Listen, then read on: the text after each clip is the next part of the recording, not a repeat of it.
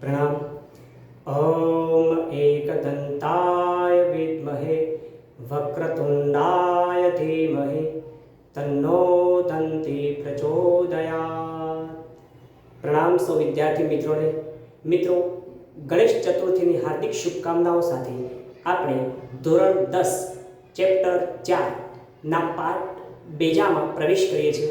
આપ તો હાર્દિક સ્વાગત છે મિત્રો ઓનલાઈન ટીચિંગમાં ને આપ જોઈ રહ્યા છો મારી સાથે ગુજરાતી પાઠ્યપુસ્તક ગુજરાતી સાહિત્ય પાઠ 4 ભૂલી ગયા પછી। મિત્રો આપણે પ્રથમ એપિસોડમાં ચર્ચા કરી ચૂક્યા છીએ એકાંકી વિશે, કારણ કે પ્રકાર આપણે લખ્યો છે એકાંકી। प्रथम एपिसोड में जो बात करी एनी थोड़ी घणी रिकेप करी लो, कारण के કેટલાક મિત્રોએ પ્રથમ એપિસોડ કદાચ ન જોયો હોય અને કદાચ જોયો હોય અને કદાચ ખ્યાલ ના આવ્યો હોય અને કદાચ માની લો કે ખ્યાલ બી આવ્યો હોય તો થોડું રિપીટ પણ થશે અને રિકેપ થાય પછી સિરિયલની ઓર મજા આવશે। ઓકે, સમજી ગયા છો તો વાત કરી દઉં છું।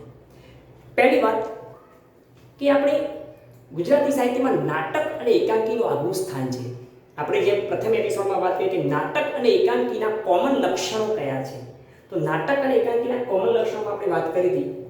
તો નાટક હોય કે એકાંકી એ ભજવવા માટે જે જગ્યાનો આપણે ઉપયોગ કરીએ છીએ, જે સ્ટેજ, એને આપણે કહીએ છીએ રંગમંચ।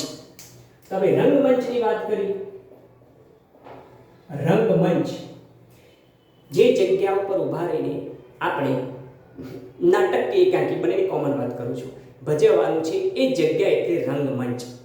સારું, એ એકાંકી ભજવતી વખતે આપણે આપેલી સ્ક્રિપ્ટમાં અભિનય કરનાર અભિનેતાએ જે અભિનય કરવાનો છે એના વિશેની ઇન્ફોર્મેશન, માહિતીનો નિર્દેશ કરેલો છે, જે કૌંસમાં આપેલો છે, એને આપણે કહીએ છીએ રંગ નિર્દેશ। તો મિત્રો એવું બીજું સ્વરૂપ રંગ નિર્દેશ। નાટક કે એકાંકીનું બીજું લક્ષણ આનું સ્વરૂપ, એથી નાટક અને એકાંકી રચાય છે। તો એ થયું રંગમંચ, રંગ નિર્દેશ। ત્રીજી વાત કરીએ, એની વાત કરીએ ટૂંકમાં આગળ લંબાવતો નથી વધારે, એટલે રંગ નિર્દેશ શું છે?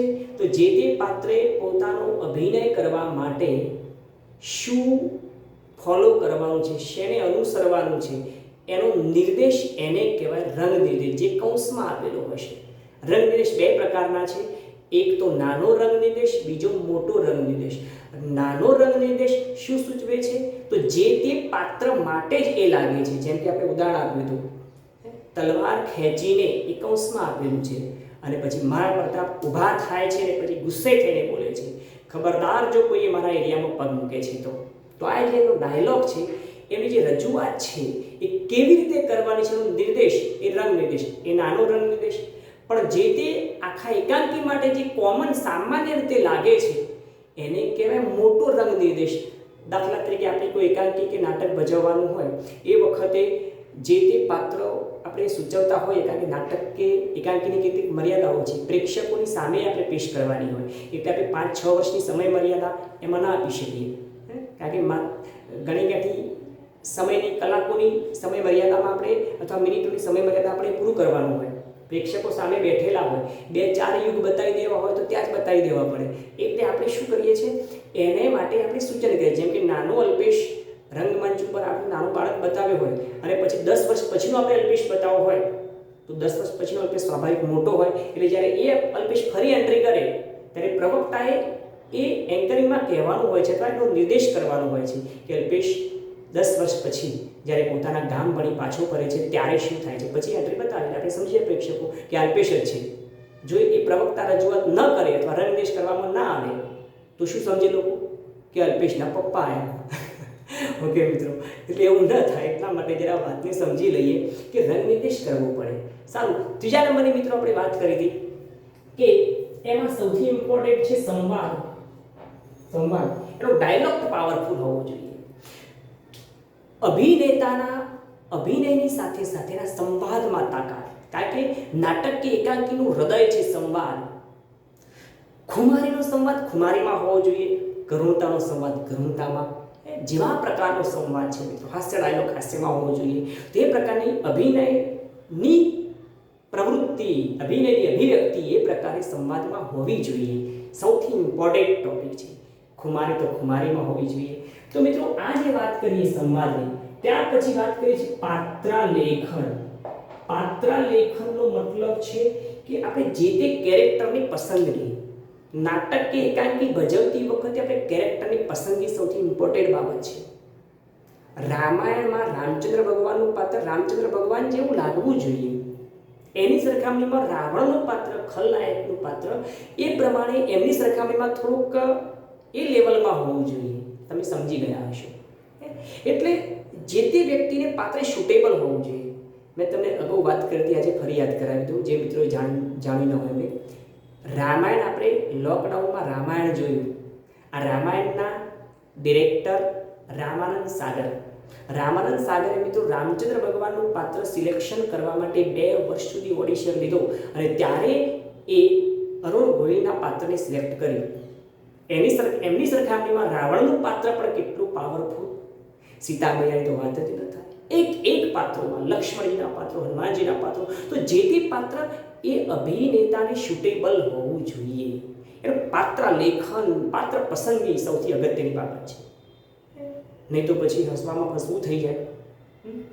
સીતા મૈયાના અપહરણ વખતે રાવણનું બોડી રામચંદ્ર ભગવાને સીતા મૈયાના શરીર કરતાં બાંધો મજબૂત હોવો જોઈએ.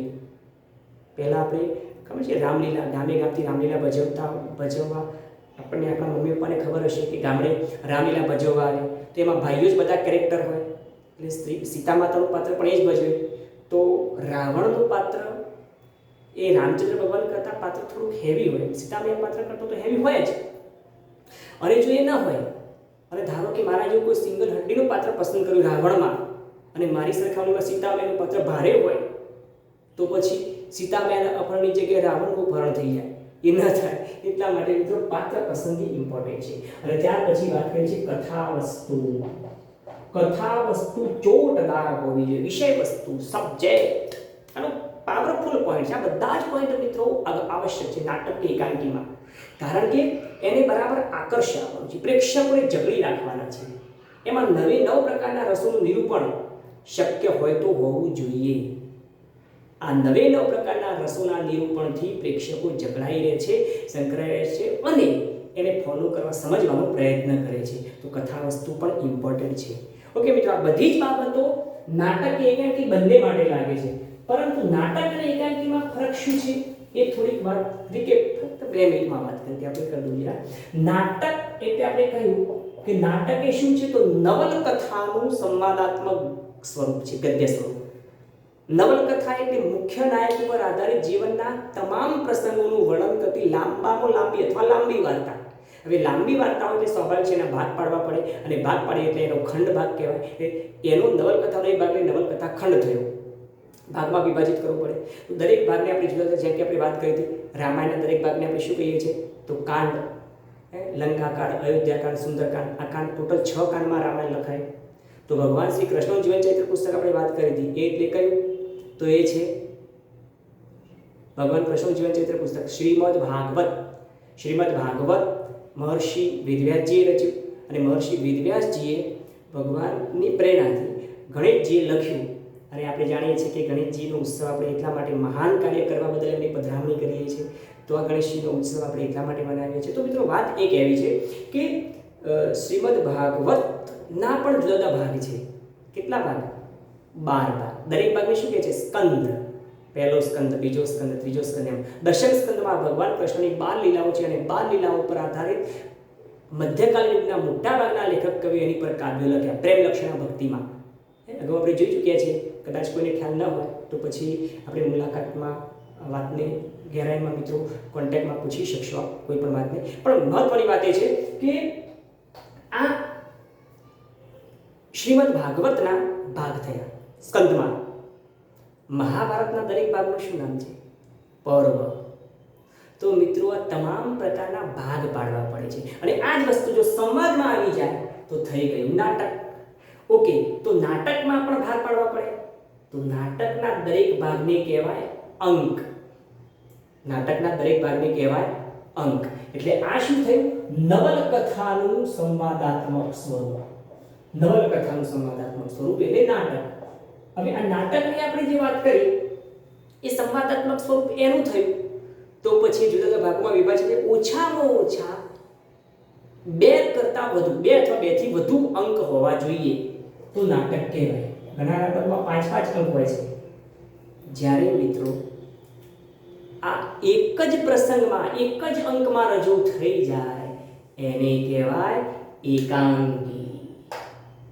તો એકાંકી આ છે એક જ.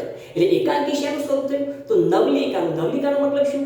મુખ્ય નાયક ઉપર આધારિત જીવનના કોઈ એક મહત્વના પ્રસંગ પર આધારિત વર્ણન કરતું ગદ્ય સાહિત્ય સ્વરૂપ એટલે નવલિકા. આ નવલિકાનું સંવાદાત્મક સ્વરૂપ એટલે એકાંકી. એનો મતલબ એક જ અંક થયો, એક જ ભાગ થયો. સારું મિત્રો, હવે બીજી તમને વાત કરીએ કે નાટક અને એકાંકીમાં બંનેમાં ફરક, બંનેમાં તફાવત કેટલો છે એકાંકી અને નાટકમાં? તો નાટકમાં 2 કરતાં વધુ અંકો, 2 કરતાં વધુ એટલે ટૂંકમાં અનેક અંક, અને એકાંકી એટલે એક જ અંક, એક અંક. હવે એક અંક હોય મિત્રો, મેં પહેલા શરૂઆતમાં વાત કરી કે રંગભૂમિ પર નાટક એકાંકી ભજવતી વખતે કેટલીક મર્યાદાઓ છે. કેવી મર્યાદાઓ? તો આપણે કેટલીક વાતોને રજૂ કરવા માટે, જે કે સીન બદલવું હોય, દ્રશ્ય બદલવું હોય તો પડદો પાડવો પડે છે. પડદો પાડીએ એટલે ભાગ બદલાય છે. આ ભાગ એટલે અંક થયો. ઓકે, તો જો એક જ અંક હોય તો પછી એક જ પડદામાં વાત થઈ જાય. એક જ પડદો મતલબ કે એક જ એની અંદર વાત થઈ જાય, એ થયું એકાંકી. એટલે એક કરતાં વધુ અંક હોય એટલે દ્રશ્યો પણ અનેક હોય. તો નાટકમાં અનેક દ્રશ્યો, જ્યારે એકાંકીમાં એક જ દ્રશ્ય. ઓકે, આ વાત એ સારું. અહીંયા એક જ દ્રશ્ય છે માટે પ્રસંગ પણ અનેક પ્રસંગ હોય. તો અનેક પ્રસંગ હોય એટલે નાટક, અને એક જ પ્રસંગ હોય એટલે એકાંકી. તો એકાંકીની ફરીવાર મિત્રો વ્યાખ્યા સમજી લઈએ. એક અંક, એક દ્રશ્ય અને એક પ્રસંગ ધરાવતું નવલિકાનું સંવાદાત્મક સ્વરૂપ, ગદ્ય સ્વરૂપ એટલે એકાંકી. ગુજરાતી સાહિત્યમાં મિત્રો સૌથી પહેલું જો કોઈ, હું અહીંયા જે વાત કરું છું મિત્રો માત્ર ધોરણ 10 પૂરતી સીમિત નથી. કારણ કે ગુજરાતી વિષયને વ્યાપક સ્વરૂપ આપી સરકારે સરસ મજાનો નિર્ણય પણ લીધો છે કે ગુજરાતની દરેક પ્રાદેશિક ભાષા, દરેક પ્રદેશના રહેવાસીઓએ પોતાના દેશને, પોતાના પ્રાદેશિક ભાષાને મહત્વ આપવું જ રહ્યું. એટલે ગુજરાતની અંદર 2010ના સ્વર્ણિમ સંકલ્પની વાત કરું છું. ગુજરાતની અંદર જો કોઈએ ગવર્મેન્ટ જોબ અગર જોઈએ છે તો એમને સરકારી સ્પર્ધાત્મક કસોટીઓ આપવી પડે છે, અને અંદર કમ્પલસરી ગુજરાતી ગ્રામર અને વ્યાકરણ આવે છે. એટલે આવા પ્રકારના બેઝિક સવાલ એમાં આવે જ છે, માટે આ વાતને ચોક્કસ નોંધતા રહેવું. ગુજરાતી સાહિત્યમાં સૌથી પહેલું લખાયેલું જો કોઈ એકાંકી હોય તો એ છે લો મહર્ષિણી, અને એ રચ્યું કોણે? તો બટુભાઈ ઉમરવાડીએ. અને આ એકાંકી પછી ઘણી બધી એકાંકીઓ મિત્રો આપણા ગુજરાતી સાહિત્યને મળી છે. જેમાંની એક એકાંકીની વાત કરું છું, એ છે ભૂલી ગયા પછી. રઘુવીર ચૌધરીની આ એકાંકી, જેમનો આલ્બમ છે ત્રીજો પુરુષ, અને ઉપનામ છે લોકાયત સુરી. માણસા બાપુપુરાના રહેવાસી આ લેખક એટલે અદ્ભુત ગુજરાતી સાહિત્યને ભેટ અર્પણ કરનાર અને અદ્ભુત જીવન જીવનાર સાહિત્યકાર. અને એવા સાહિત્યકારની વાત કરતા મારે વધારે પરિચય આપવાની જરૂર નહીં પડે. કેમ? કારણ કે એ પરિચય તો મિત્રો આપણે પાઠ્યપુસ્તકમાં સમજી લેવાના છીએ. પણ મારે તમને એડ્રેસ આપવું છે, ઘરનું એડ્રેસ. એટલે હું તમને એડ્રેસ આપીશ, પછી ઘર શોધવાની જરૂર નહીં. એટલે ઘર આપોઆપ મળી જશે. પછી મારે ઘરમાં તમને વસ્તુ બતાવવાની જરૂર નથી કે આ મારું ભગવાનનું મંદિર છે, કિચન છે, બેડરૂમ છે, આ છે, તે છે. આ બધું બતાવવાની જરૂર ઘરમાં નથી. ઘરમાં તો બધાને કોમન રીતિ હોય છે, પણ એ ઘર સુધી પહોંચવા માટેનું જે એડ્રેસ છે મારે તમને એ આપવાનું છે. ઓકે મિત્રો, આપણે એડ્રેસની વાત કરીએ છીએ તો પ્રસ્તાવના, ઇન્ટ્રોડક્શન વાત કરીએ. શું છે આ ભૂલી ગયા પછી એકાંકીની કથા વસ્તુ? તો એમાં એકાંકીનો એક પ્રસંગ છે, અને એક પ્રસંગ એ કયો પ્રસંગ છે એની ચર્ચા આપણે કરીએ છીએ. મિત્રો, કથા વસ્તુની વાત કરું ને તો વાત જાણે એમ છે કે આજે દરેક વ્યક્તિ, ચાહે માતા પિતા હોય, મિત્રો હોય, પરિવારજન હોય, સગા વલાઈસ્ટ મિત્રો કોઈ પણ હોય, દરેક વ્યક્તિ પોતાના સ્વજન પાસે ખૂબ ખૂબ મોટી અપેક્ષાઓ રાખે છે, અપેક્ષાઓ લઈને ફરે છે. અને કદાચ એ અપેક્ષાઓ એ બાળકથી અગર ન સંતોષાય ને તો પછી એને તું તો ડફોળ છે, તું તો નાલાયક છે, તું તો બદમાશ છે, તું જીવનમાં કંઈ જ નહીં કરી શકે. આવા નેગેટિવ ઇન્જેક્શનો આપી આપી એને ખોખલો કરી નાખવાની વૃત્તિ આ સમાજમાં મિત્રો આપણને જોવા મળે છે. અને એટલે જ રઘુવીર ચૌધરીએ એક એકાંકી દ્વારા આ વાતને સમજાવવાનો પ્રયત્ન કર્યો છે અને માણસને પોઝિટિવ બનાવવાનો પ્રયત્ન કર્યો છે. કોરોનામાં નહીં હો, પોઝિટિવ જીવનમાં પોઝિટિવિટી હોવી જરૂર છે, હકારાત્મકતા હોવી જોઈએ મિત્રો. અને હકારાત્મક બાળક અગર નાનું પણ કંઈ કામ કરે છે ને મિત્રો, તો વાલી મિત્રોને ખાસ વિનંતી છે, અરે બેટા સરસ, તે તો જોરદાર કામ કર્યું, આ કામ હું પણ ન કરી શકું, અરે કદાચ સાહેબ પણ ન કરી શકે, હું પણ એમ કબૂલ કરું છું કે વિદ્યાર્થી મિત્રો જે કામ કરી શકે છે હું નથી કરી શકતો. મારે એની પાસે શીખવું છે, કારણ કે હું પણ આજીવન વિદ્યાર્થી છું, મારે શીખવાનું છે. હું મારો એકડો પાકો કરવાની વાત કરું છું, બાકી આપોઆપ વિદ્યાર્થી મિત્રો પણ સમજતા થઈ જશે. એટલે મારે કહેવું છે કે આપણે જે પણ કંઈ વાત શીખીએ છીએ એ બીજાને પોષવાની, એને સાચવવાની, એને હકારાત્મક દૃષ્ટિકોણના ઇન્જેક્શનો આપવાની જરૂર છે. જો માણસ મનથી પડી ભાગ્યો ને મિત્રો, તો પછી દુનિયાની કોઈ તાકાત એને બેઠો ન કરી શકે. અને માટે ગંગા સતીએ સરસ વાત કરી, મેરું તો ડગે પણ જેના મન ન ડગે પાનભાઈ. મન ડગાવવાનું કામ સમાજમાં ઠેર ઠેર ઇન્જેક્શનો આપીને કરવામાં આવે છે, ન થાય એટલા માટે વાત કરવી છે. એ મા બાપને આપણે રેસનો ઘોડો અગાઉના બીજા પાઠમાં આપણે ચર્ચા કરી ચૂક્યા છીએ કે રેસનો ઘોડો બે પ્રકારના પરિવારમાં, આજે વિદ્યાર્થી મિત્રોને રેસના ઘોડા બનાવી દીધા છે. અને મા બાપ વચ્ચે, પરિવાર વચ્ચે, સગા વાલાઓ વચ્ચે, સમાજ વચ્ચે હરીફાઈઓ જામી છે. અરે ઘોડાને તો એ ખબર નથી કે મને શા માટે દોડાવે છે, પણ ઘોડે સવારોમાં હરીફાઈ જામી છે. બાળકો બિચારા ઘોડા બની ગયા છે.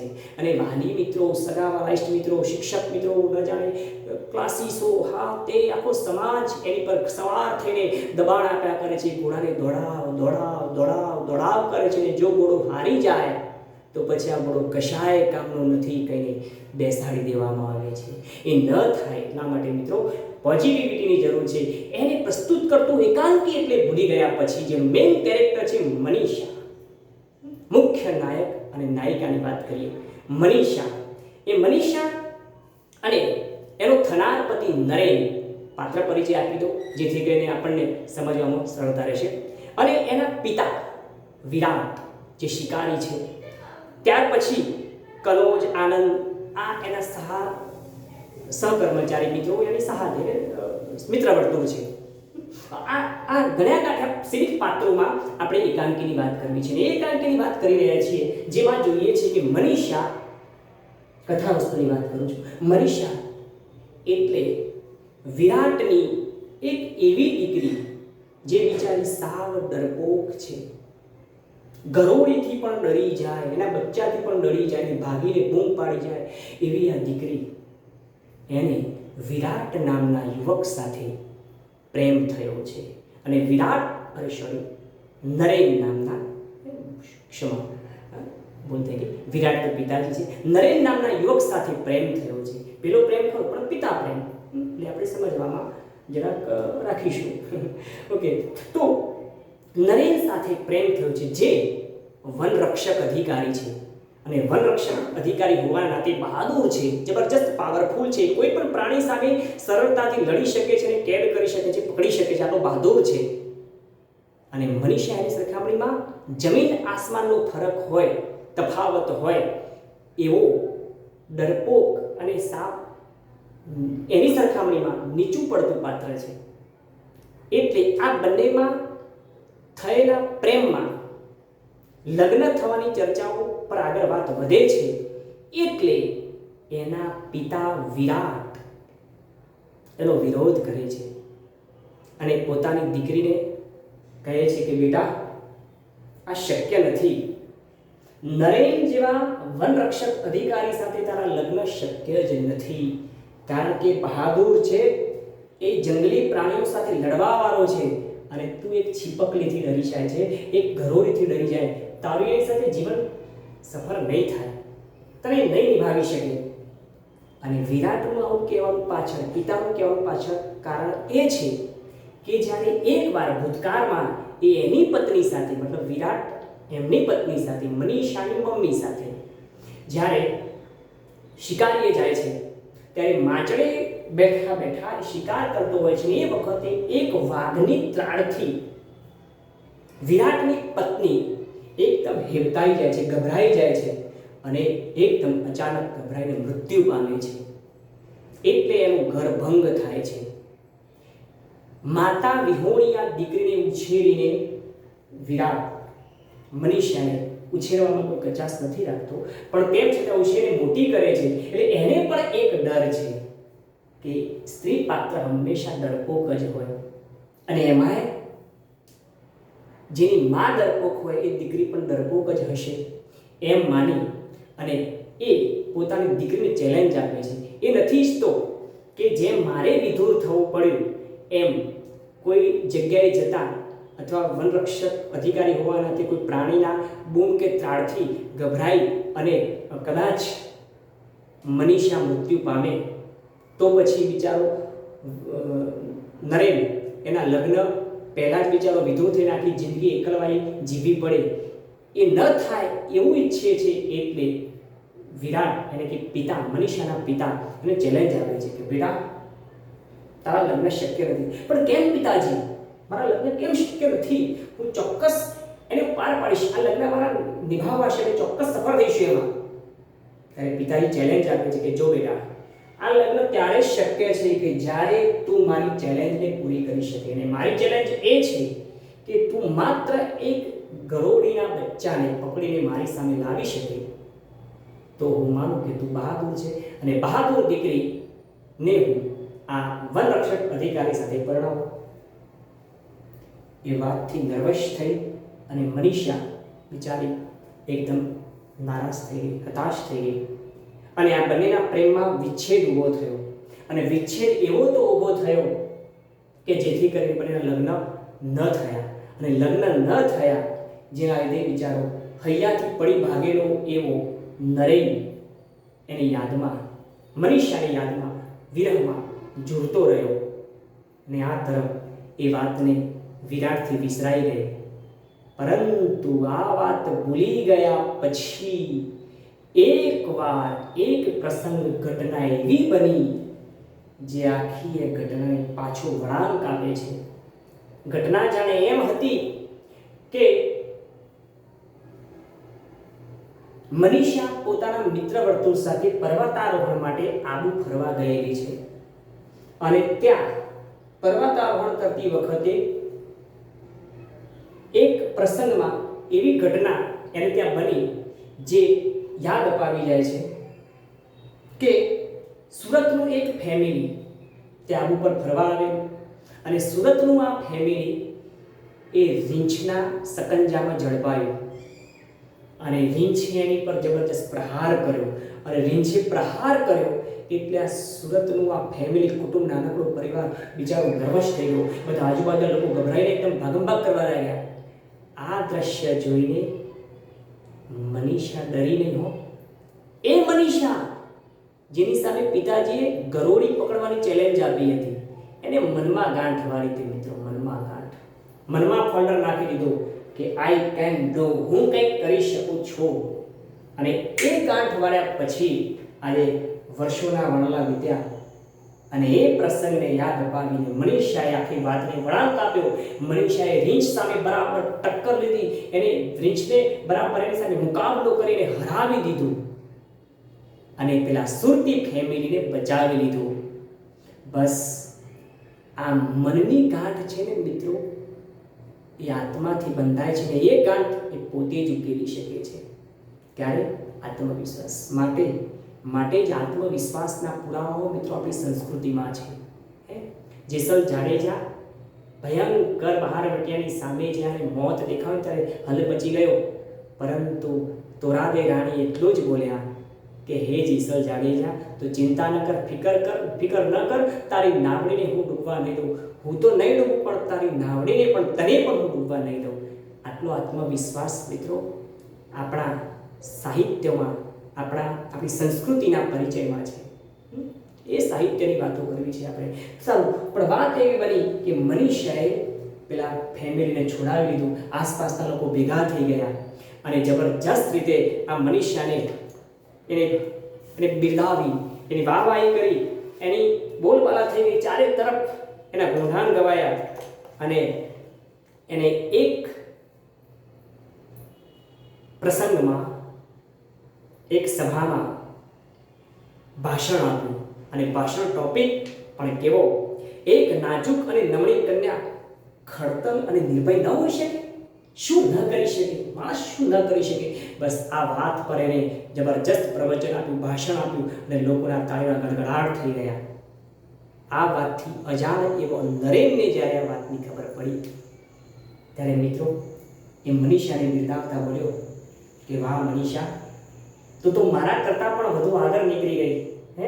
એક સામાન્ય લાગતી સ્ત્રી, તું તો સાહસમાં મારાથી પણ આગળ નીકળી ગઈ અને નિર્ભય થતાં જ પ્રેમ સ્વરૂપને આત્મ સ્વરૂપ બની ગઈ. વાહ તારી બહાદુરી, ધન્યવાદ છે તને. અને આમ કરી એના ગુણગાન ગાયા. અને આ વાતની જાણ જ્યારે પોતાના પિતા વિરાટને થઈ ત્યારે મિત્રો એ બાપનું હૈયું કેવું વલોવાયું હશે, જેને પોતાની દીકરીના મનમાં બે રોપ્યો હતો કે તું કંઈ નહીં કરી શકે, પણ એ દીકરીએ ગાંઠ મારી કે આઈ કેન ડુ, હું કરી શકું છું. અને એ કરી શકવા માટે એને કેટલા વર્ષો સુધી પ્રતીક્ષા કરી, કેવી ટ્રેનિંગ કદાચ લીધી હશે, એકલતામાં, એકાંતવાસમાં, લોકડાઉનમાં. લોકડાઉનનો મતલબ જ એ છે કે એકાંતવાસ, અને એકાંતવાસ આપણા ઋષિઓને પહેલાં લોકડાઉનમાં જ રહેતા અને લોકડાઉનમાં રહીને પોતાની શક્તિઓને ખીલવતા. આ તો શક્તિ ખીલવવાનો અવસર છે મિત્રો. બહાર નીકળ્યા તો સમજી લો પાશ્ચાત્ય સંસ્કૃતિ ફરી વળી.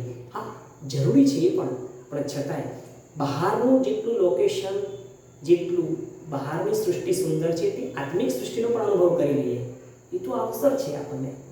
સારું, તો પિતાજીને જ્યારે આ વાતની ખબર પડી ને ત્યારે પિતાજી આવી એ દીકરીને હરખથી ઉંચકી લીધી. અરે બેટા, તે તો તારા પિતાનું નામ રોશન કર્યું. વાહ દીકરા, વાહ, તારે ધન્ય છે. હું શું માનતો હતો એ તો શું નીકળી. અરે બેટા, ખરેખર તે તારા પરાક્રમનું ગૌરવ અને મારું ગૌરવ વધાર્યું છે. તારી પોતાની સ્ત્રી શક્તિનો પરિચય આપ્યો છે. નારી તું ના હારી, નારી ક્યારે હારે નહીં. નારી શક્તિનો પરિચય, નારી તું તો નારાયણી છે. અને મારી દીકરીને દીકરા કરતાં પણ વિશેષ કામ કરી બતાવ્યું છે. એવા ભાવ સાથે દીકરીને ઉંચકી લીધી અને લોકોની સાથે ઇન્ટરવ્યૂમાં, ફોટોમાં, છાપાઓમાં, ટીવીમાં, અહેવાલના ભાગમાં એ પોતાની દીકરી સાથે હરખભેર સમાજને, દુનિયાને પરિચય આપી શક્યો કે મારી દીકરી બહાદુર છે. અને એ બહાદુરીની વાતો એ દરેક વ્યક્તિમાં છે, દરેક બાળકમાં છે. બસ માત્ર એને ખીલવા દો. હા, જરૂર પડે ખેડ ખાતરને પાણી ચોક્કસ કરવાના છે આપણે, પણ કદાચ એ બી સાચવવાનું છે કે અમે દિશા ક્યાંક વળી જાય તો વળેલી દિશામાંથી માત્ર વાળવાના છે સંસ્કૃતિ તરફ. બાકી શક્તિને તો ચોક્કસ ખીલવા દઈએ. વાલી મિત્રોને ખાસ વિનંતી છે કે કોઈ પણ વ્યક્તિનો ક્યારેય આત્મવિશ્વાસ તોડવાનો કોઈ જ અધિકાર નથી. એટલે દરેકનો આત્મવિશ્વાસ જળવાઈ રહે એવું સૌને આત્મસન્માન આપીએ. આવા સબ્જેક્ટ કથા વસ્તુ સાથે રઘુવીર ચૌધરીએ આ એકાંકી આપણને પ્રેઝન્ટ કર્યું છે. મિત્રો, પછી તો વિરાટે પોતાની દીકરીના લગ્ન એને મનગમતા પતિ સાથે જેને મનથી વરી ચૂકી હતી એવા નરેન સાથે લગ્ન કરાવતા હાથ મૂકતા એટલું જ બોલ્યા કે તમારા ભવિષ્યમાં પ્રેમ શૌર્ય અંકિત ધ્વજ ફરકાવો, બેટા ખુશ થાઓ. બસ મિત્રો, આ વાત સમજવાની જરૂર છે કે હંમેશા સૌનું આત્મસન્માન, સૌનું સન્માન, આત્મસન્માન, આપણું સન્માન, સૌને પોઝિટિવ, હકારાત્મક દ્રષ્ટિ તરફ આગળ વધાવતા રહીએ. એ સાચા અર્થમાં પાઠનું સ્વાધ્યાય છે, નહીં કે સવાલ કે જવાબ તૈયાર કરવા. ગુરુ દ્રોણાચાર્યજીએ જેમ વાત કરી કે પાઠ કે કાવ્ય સત્યમ વદ પાઠ તૈયાર કરવો એટલે યુધિષ્ઠિરે કહ્યું કે ગુરુજી, બાકીના બધા વિદ્યાર્થી મિત્રો આ વાતે જાણો છો તો જરા ટૂંકમાં કહી દઉં છું કે બધા જ વિદ્યાર્થી મિત્રોએ કહ્યું કે ગુરુજી અમે પાઠ પાકો કરી લાવ્યા છે, તમારે જે પૂછવું હોય તે પૂછો.